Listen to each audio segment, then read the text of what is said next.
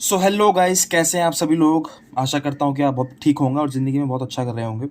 सो आज जो हमें टॉपिक करना है वो रहेगा फंडामेंटल राइट्स। उसका first part that is right to equality, article 14 to article 18। चलिए शुरू करते हैं एक कोट के साथ। Consistency is the key. So guys, ये ही की है आपकी सफलता की। आप कुछ भी कर लीजिए, एक दिन की मोटिवेशन ले लीजिए, बट काम आपको कंसिस्टेंसी ही आनी है इन दी एंड। आप एक काम को 100 बार कर सकते हैं तो ही उस चीज़ का फ़ायदा है। मतलब एक आप आपने पढ़ लिया, मान लीजिए पॉलिटी पढ़ ली, तो उसको आपको 10 बार रिवीजन करना है, 10 टाइम्स उसका रिवीजन करना है, तो जाके कुछ उसका आउटपुट निकलेगा। ठीक है, चलिए शुरू करते हैं। सो फंडामेंटल राइट्स हमको ये टॉपिक करना है आज। सो इसमें हमें देखना है आर्टिकल 12 टू आर्टिकल 35। ठीक है, आर्टिकल 12 टू आर्टिकल 35 इसमें देखना है। और अगर आपने प्रीवियस वीडियोज़ नहीं देखी है तो उसमें मैंने बताया आपको डिफरेंस फंडामेंटल राइट्स में, कॉन्स्टिट्यूशनल राइट्स में, स्टैट्यूटरी राइट्स में, वो ज़रूर देख लीजिएगा। ठीक है, सो 12 एंड 13 हमको एक्स्ट्रा पढ़ने हैं। उसके बाद 14 टू 35 हमारे रियल आर्टिकल शुरू होते हैं फंडामेंटल राइट्स के। ठीक है, चलिए आर्टिकल 12 देखते हैं। सो आर्टिकल 12 में क्या बताया गया है? Definition of states. ये स्टेट्स वो नहीं है एरिया वाला, जैसे कि हिमाचल, यूके, वो स्टेट नहीं है। इसका मतलब क्या है? गवर्नमेंट ने या कॉन्स्टिट्यूशन मेकर्स ने डिफाइन कर रखा है कि स्टेट के अंदर क्या क्या चीज़ें आएंगी। Central government, parliament, state government, state legislature, panchayat, municipality. ठीक है, अदर अथॉरिटीज़, जो भी अदर अथॉरिटीज़ हैं, किनके पास पावर है उनको स्टेट के अंडर लाने की? जुडिशरी के पास पावर है स्टेट के अंदर चीज़ें लाने की, स्टेट एज अ डेफिनेशन के अंदर चीज़ें लाने की। सो इससे हम क्या समझे? इससे हम ये समझे, देखिए इस डायग्राम पे ध्यान नज़र रखिएगा कि मान लीजिए कहीं भी आगे स्टेट आया तो उससे चीज़ें अपने आप जुड़ जाएंगी जो ये लिखी हुई हैं। मान लीजिए बीच में स्टेट है ना, तो अगर वहाँ पे स्टेट मेंशन हुआ तो ये सारी चीज़ें कंबाइन हो जाएंगी। पूरी कंबाइन चीज़ों का मतलब ही स्टेट होगा। ठीक है, बस आर्टिकल 12 का मतलब यही है और कुछ मतलब नहीं है इसका। सो अब हमें देखना है आर्टिकल 13। ठीक है, आर्टिकल 13 क्या बोलता है? कोई भी लॉ है जो ब्रिटिश टाइम से चलता हुआ आ रहा है और वो हमारे फंडामेंटल राइट्स को हार्म करता है, तो हमारे पास वो पावर है उसको नल एंड वॉइड डिक्लेयर करने की। मान लीजिए ये कोई फंडामेंटल राइट्स को हमें हार्म कर रहा है, ये कोई पुराना ब्रिटिश से टाइम से चलता हुआ लॉ है, तो हमारे पास ये पावर है कि इसको हम नल एंड वॉइड कर सकें, क्वैश कर सकें, इसको हटा सकें। ये पावर आर्टिकल 13 में दी गई है, क्योंकि इसके आगे हमने फंडामेंटल राइट्स लिखने हैं अपने, और उनके बीच में जो भी आएगा उसको हम नल एंड वॉइड डिक्लेयर कर सकते हैं। और यहीं से कॉन्सेप्ट आता है जुडिशियल रिव्यू का। अब जुडिशियल रिव्यू क्या होता है? मान लीजिए कोई भी लॉ है जो स्टैट्यूटरी पास करा है या गवर्नमेंट ने करा है, किसी ने भी करा है, उसको जो हमारी जुडिशरी है वो उस पर जांच पड़ताल करेगी, और उनको लगा 1% भी चांस लगा उनको कि हमारे फंडामेंटल राइट्स हार्म कर रहा है, तो वो उस पर जुडिशियल रिव्यू करके उसको कुछ भी कर सकती है। मतलब पावर है, क्वैश कर सकती है, हटा सकती है। ठीक है, या उसे असेंट दे सकती है। इसी को बोलते हैं जुडिशियल रिव्यू। ये कहीं भी कॉन्स्टिट्यूशन में मेंशन नहीं है, ये आपको बात ध्यान रखनी है। देखिए, नॉट मेंशन इन कॉन्स्टिट्यूशन, और ये अमेरिका से लिया गया है। ठीक है, और यहाँ पे लॉ को भी डिफाइन करा गया है। लॉ होते क्या हैं? Ordinance, order, by law, rule, regulation, notification, custom, ये सब चीज़ें आती है लॉ के अंदर। चलिए पढ़ते हैं article 13 of Indian constitution which declares all law that are inconsistent with fundamental rights to be void, thereby establishing the principle of judicial review. Sorry, तो यहाँ से हमें दो बातें समझनी है। फर्स्ट, जो मैंने आपको बताया, कर्सर पे ध्यान रखिए, ब्रिटिश लॉ एग्जिस्टिंग जो हमारे चलते आ रहे थे, उसको अगर वो हमारे फंडामेंटल राइट्स को हार्म कर रहा है तो उसको हम क्वैश कर सकते हैं, जुडिशरी क्वैश कर सकती है। और सेकंड, जुडिशियल रिव्यू यहाँ से हमारा आता है, जुडिशियल रिव्यू। ठीक है, अब हमें देखना है आर्टिकल 14। उससे पहले हमारे जो फंडामेंटल राइट्स हैं उनको 6 कैटेगरीज में डिवाइड करा गया, 1 2 3 4 5 6। सो हमें आज पढ़ना है राइट टू इक्वालिटी। इसके अंदर आते हैं 4 आर्टिकल। कौन से? 14, 15, 16, 17 एंड 18। सॉरी 5 है। ठीक है, तो जो भी CPO वाले बच्चे हैं या एसएससी वाले बच्चे हैं, उनको ये कॉलम याद करना है जो लेफ्ट साइड में है, और ये भी याद कर सकती है जो उनके आगे है फॉर मेंस एग्जाम्स, ठीक है। और जो यूपीएससी वाले बच्चे हैं उनको तो करना ही है, ये तो आपको रटा होना चाहिए कि 14th में कौन सा है, 15th में कौन सा है, 16th में कौन सा है, 17th में कौन सा है, 18th में कौन सा है। अगर आप ये सारा पढ़ लेते हैं तो चीज़ें बहुत आसान हो जाएंगी। हमें इसको एक एक आर्टिकल को लेके बहुत डीपली हमें डाइव करना पड़ेगा, तो जाके हमें चीज़ें समझ आएंगी। सो चलिए आर्टिकल 14 यहाँ से शुरू करते हैं, इसके बाद आर्टिकल 14 आने वाला है। राइट टू इक्वलिटी का फर्स्ट जो आर्टिकल है वो है article 14, that is shall not deny to any person equality before law और इक्वल प्रोटेक्शन ऑफ लॉ। अब इक्वालिटी बिफोर लॉ का हमें मतलब समझना है, इसको तोड़ के लिख दिया मैंने, इक्वालिटी बिफोर लॉ और दो चीज़ें इसमें, इक्वल प्रोटेक्शन ऑफ लॉ, जिन पे क्वेश्चन बनते हैं, ठीक है। First of all equality before law negative concept है, ब्रिटेन से लिया है हमने, ब्रिटिश से लिया है, ब्रिटेन से। सो इसका जो बेसिक मीनिंग है वो ये रहता है कि लॉ सबके लिए बराबर है, law is equal to all. मतलब ये नहीं है कि ये गरीब है या अमीर है तो लॉ उसके लिए ऊपर नीचे हो जाएगा, ठीक है। इसका बेसिक मतलब यही है, इक्वलिटी बिफोर लॉ, सब इक्वल है लॉ की नज़र में और सबके लिए लॉ इक्वल है। But it is a negative concept. Negative concept है कैसे? क्योंकि इसमें एक्सेप्शन है। एक्सेप्शन क्या है? प्रेसिडेंट और गवर्नर को आप किसी भी क्रिमिनल चार्जेस पे नहीं अंदर कर सकते जब तक वो अपनी पावर में है। मैंने क्या बोला? प्रेसिडेंट गवर्नर को जब तक वो ऑफिस में है, सर्व कर रहे हैं, आप उनके ऊपर क्रिमिनल चार्ज नहीं कर सकते। ये एक्सेप्शन है, ठीक है। यहाँ पे लॉ अलग हो गया सब, मतलब एक्सेप्शन आ गई एक लॉ में, ठीक है। बट इनमें क्या है, इनमें सिविल जो आपके सिविल चार्जेस होते हैं ना, वो अप्लाई हो सकते हैं। बट उसके लिए 2 मंथ के लिए 2 मंथ की एडवांस नोटिस चाहिए होता है, आपको देना पड़ेगा पहले आपको। मान लीजिए प्रेसिडेंट को आपको अंदर करना है, किस मैटर में? सिविल चार्ज में। 2 महीने पहले आपको उसको नोटिस देना पड़ेगा, तभी जाके आप उस पर चार्ज लगा सकते हैं। इसको क्या बोलते हैं? Diplomatic immunity. Diplomatic immunity.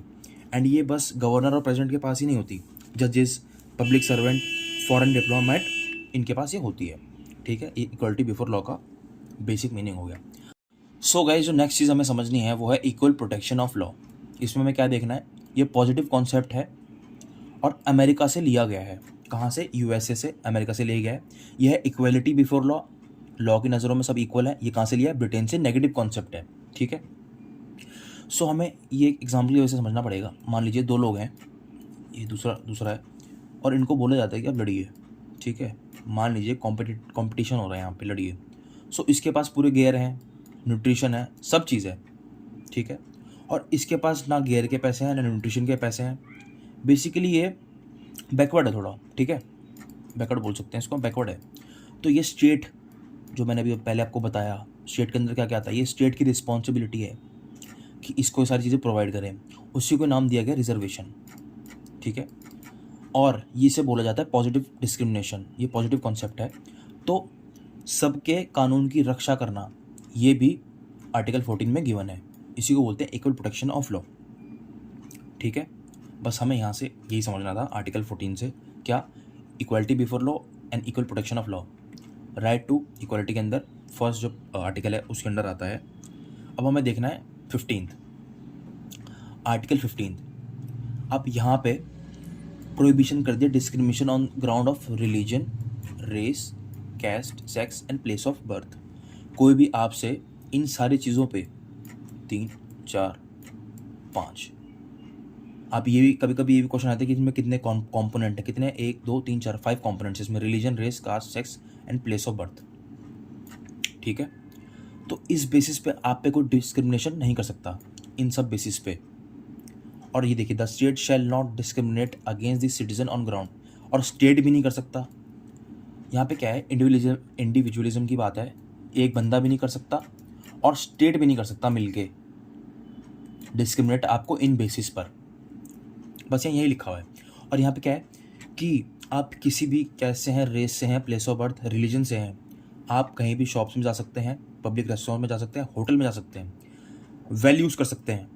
Well पे किसी एक गांव या किसी एक एरिया का अब हक नहीं है, सब पे है। टैंक्स यूज़ कर सकते हैं, बाथिंग घाट यूज़ कर सकते हैं, और जनरल पब्लिक के लिए वो यूज़ हो सकता है, बस इसमें यही गिवन है। सो स्टेट फर्दर कुछ भी प्रोविज़न कर सकता है for upliftment of women and childrens, ठीक है, अभी नहीं है बट आगे कर सकता है, और उसके स्टेट को प्रिवेंट नहीं कर सकता इस चीज़ से करने से, कंस्ट्रेंट नहीं लगा सकता आगे। ये आर्टिकल 15 में है। जो मैंने चीज़ें बताई आपको वो ध्यान रखनी है, ठीक है। Article 16, equality of opportunity in matter of public employment. इसका क्या मतलब है? अब ये देखिए कि एक फॉर्म निकला, किसी भी सरकारी चीज़ का फॉर्म निकला, ठीक है, आप अगर एलिजिबल हैं उसके लिए, सारी क्वालिफिकेशन आपके पास हैं, तो उस बेसिस पे आप पे कोई डिस्क्रिमिनेशन नहीं कर सकता। किन बेसिस पे? रिलीजन पे, रेस पे, कैस्ट पे, सेक्स पे, डिसेंट पे, प्लेस ऑफ बर्थ पे, रेजिडेंस पे, सब लोग ये फॉर्म भर सकते हैं। पब्लिक एम्प्लॉयमेंट में देखिए, public employment, there shall be equality of opportunity for all citizens in matter relating to employment और appointment to any office under state. क्या लिखा है? स्टेट। अब यहाँ फिर से स्टेट आ गया। स्टेट का मतलब क्या है? जो मैंने आपको बताया था, 3-4 चीज़ें। पार्लियामेंट आ गया, पार्लियामेंट, स्टेट लेजिस्लेचर आ गया, म्यूनसिपैलिटी आ गया, पंचायत आ गया, एंड अदर अथॉरिटीज़, ठीक है। इसीलिए स्टेट का मतलब समझाया गया था हमें वहाँ पे। No citizen shall on the ground of religion, race, caste, sex, descent, place of birth, resident be eligible for और discriminated against in respect to any employment under state, ठीक है। अब मैंने जो आपको एग्जांपल समझाना था वो ये है। क्या एग्जांपल है? जैसे मान के चलिए एक ये है, इनको बोला गया फाइट करिए, और एक है, इनको बोला गया फाइट करिए, ठीक है। इसके पास सारे गियर हैं, न्यूट्रिशन है, सब कुछ है, देखिए सब कुछ है इसके पास, बट इसके पास नहीं है। तो इनको फाइट करवाना रीजनेबल नहीं रहेगा। तो रीजनेबल कब रहेगा? जब इनके पास भी गियर आ जाएं, तभी फ़ायदा है इनको आपस में लड़वाने का।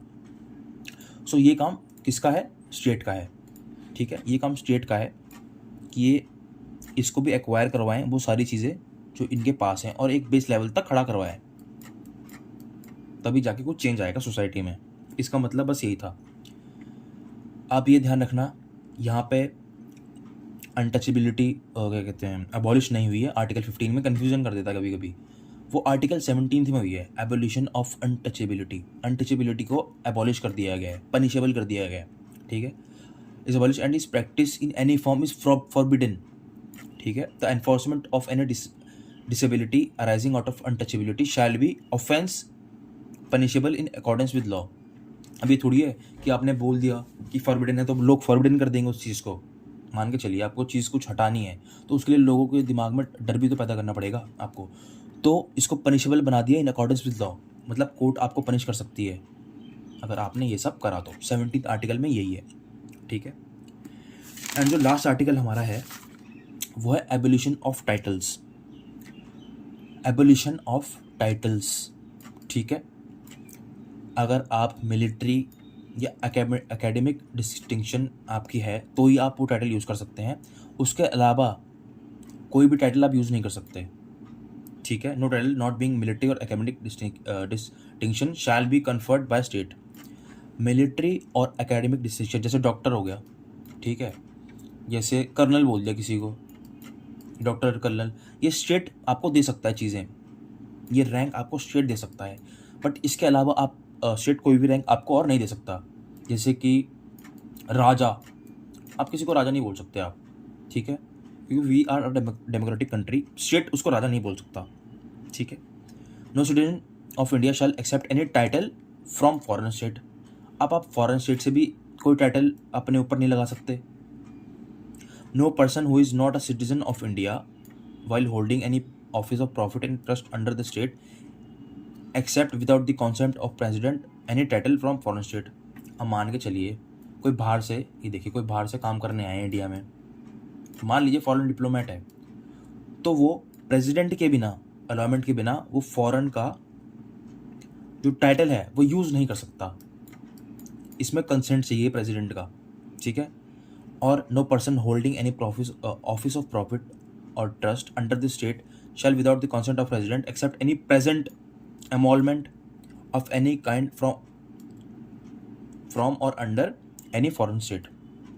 मान के चलिए ये रशिया है और ये यूएस है, आपको पता हो नहीं पता हो, तो रशिया ने यूएस को प्रेजेंट दिया कुछ डिप्लोमेट को, और उसके अंदर रिकॉन्सेंस वाली चीज़ें थी, मान के चल रहे हैं, और वो यूएस सेनेटर ने अपने उसमें लगाई, अपने ऑफिस में लगाई, और रशिया उस पर तब से रिकॉन्सेंस करे जा रहा था। ये एक सच्ची चीज़ है।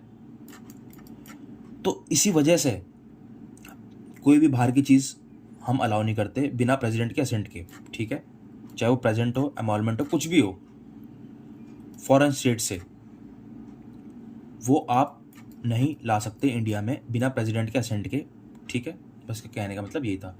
तो यही आर्टिकल 14 to 18 हमारे थे जो हमने पढ़े। थोड़ा सा रिवीजन कर लेते हैं। Article 12 definition of state, article 13 judicial review आया इससे, ठीक है। और फंडामेंटल राइट को हमारे अगर कोई हार्म कर रहा है उसको नल एंड वॉइड हम डिक्लेयर कर सकते हैं, हमारे कोर्ट कर सकता है। आर्टिकल 14 क्या कहता है?